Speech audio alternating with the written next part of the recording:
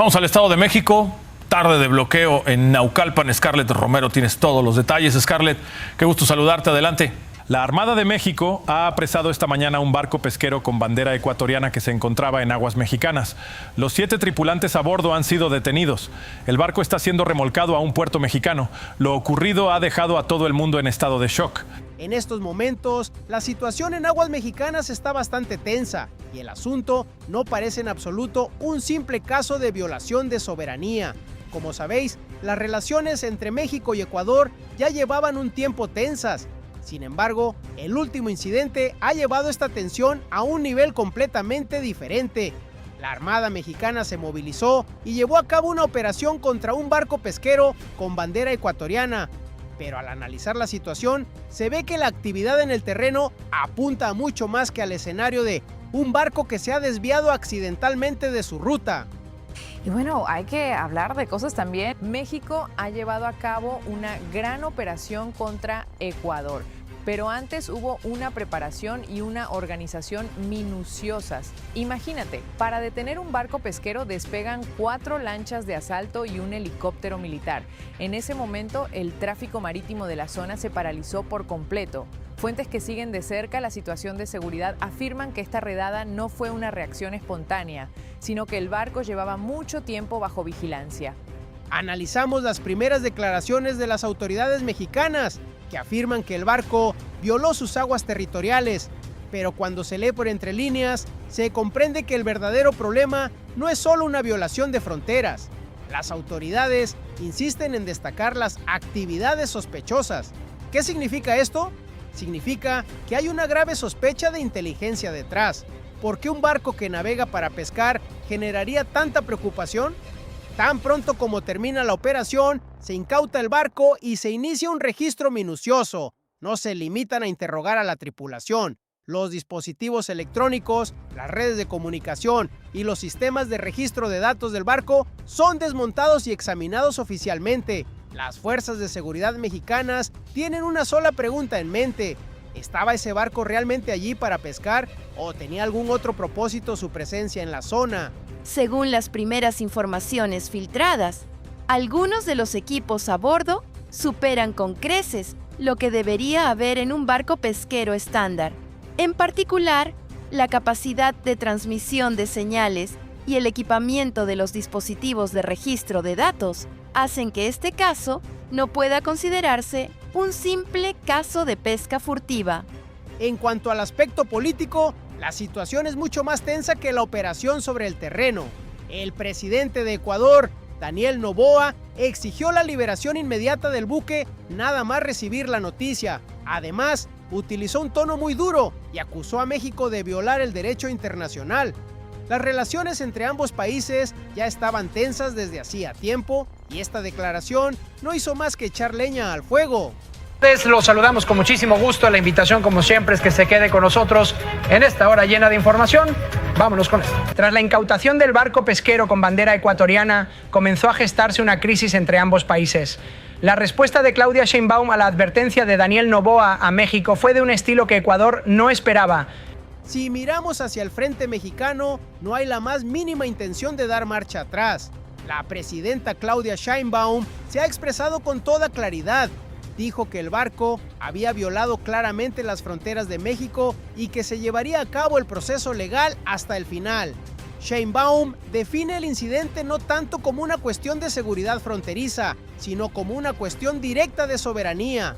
Si una jefa de Estado dice esto es una violación de la soberanía, significa que está decidida a llevar el asunto hasta el final. Por supuesto, ante un suceso así, ¿cómo no iba a llegar el asunto al ámbito internacional? No se hizo esperar. El líder ecuatoriano Noboa planteó el asunto directamente al presidente de Estados Unidos, Donald Trump. Trump, por su parte, hizo un llamamiento a las partes para que rebajaran la tensión y propuso que se liberara el barco. Sin embargo, el gobierno de México no parece haber prestado mucha atención a este llamamiento. Independientemente de lo que digan desde fuera, insisten en que el proceso se llevará a cabo de forma totalmente independiente.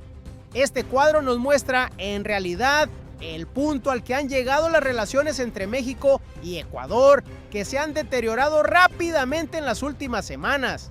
México había roto hace poco todas sus relaciones comerciales con Ecuador, es decir, la crisis ya estaba presente tanto en el ámbito diplomático como en el económico. Ahora, con esta intervención militar, la tensión se vive en el mar, sobre el terreno.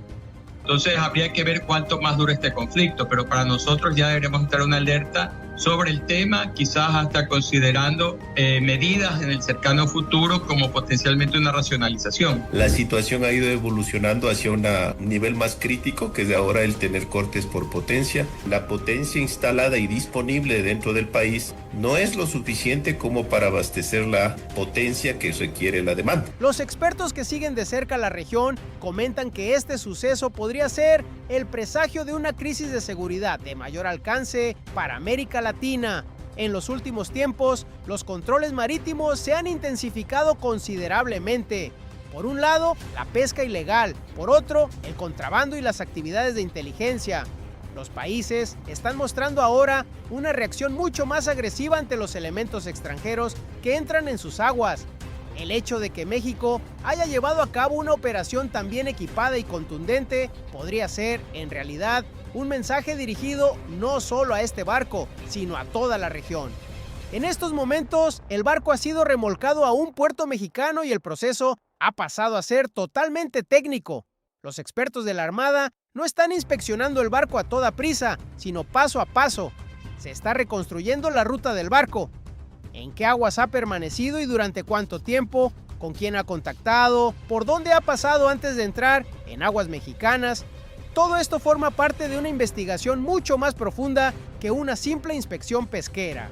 Los expertos en seguridad marítima afirman que este tipo de investigaciones pueden durar semanas. Por su parte, Ecuador está tratando de aumentar la presión internacional. Defienden que el barco se encuentra en aguas internacionales y que México ha hecho uso desproporcionado de la fuerza. Incluso se habla de que el asunto podría llevarse ante los tribunales internacionales.